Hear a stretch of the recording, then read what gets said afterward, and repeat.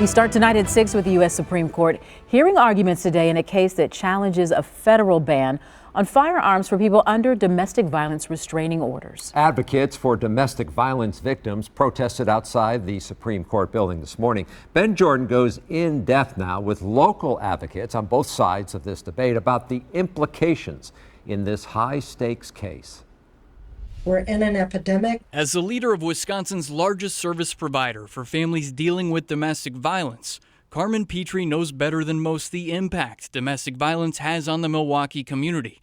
She says it's never been worse. We're in a state of emergency. Carmen says one of the only safeguards for survivors has been in effect for more than 30 years.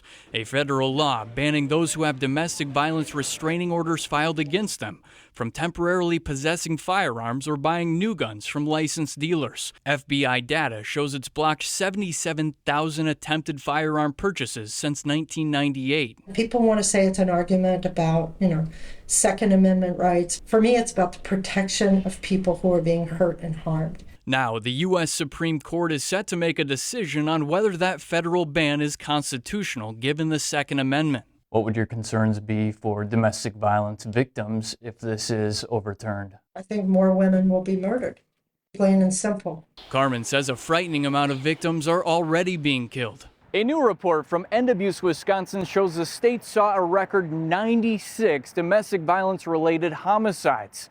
The author tells me 85 of those victims were shot and killed. Someone willing to kill someone doesn't care about a piece of paper. Nick Clark is the leader of Wisconsin Carry and a gun rights advocate. He wants the ban to be overturned. The kind of person that would commit violence against another person using a gun doesn't care an ounce about these restraining orders. He says the Azana Spa mass shooting from more than a decade ago is a tragic example of domestic violence restraining orders being ineffective. The gunman had a restraining order filed against him a few days prior to the shooting. He then bought a gun from a private seller who wasn't required to do a background check. He shot 7 people that day, 3 of whom died, including his wife. The kind of person who gets falsely accused is the kind of person that we're worried about with a case like this, because they want to be able to go hunting in 2 weeks. They want to be able to protect themselves. People on both sides of the debate will have to wait patiently, as the U.S. Supreme Court isn't expected to make a ruling on this case until next June. Reporting in Milwaukee, Ben Jordan, TMJ4 News.